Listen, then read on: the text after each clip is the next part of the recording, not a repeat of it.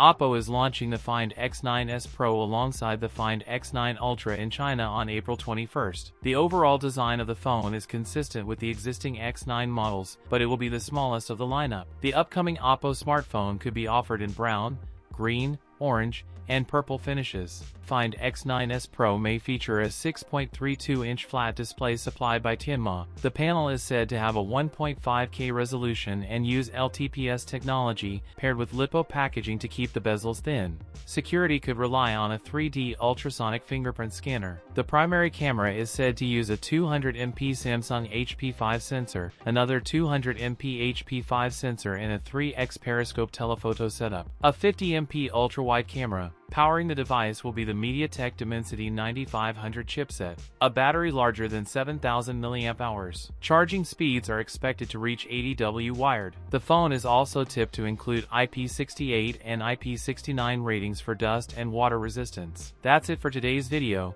If you enjoyed it, don't forget to like, comment, and subscribe for more content. Thanks for watching, and I'll see you in the next one.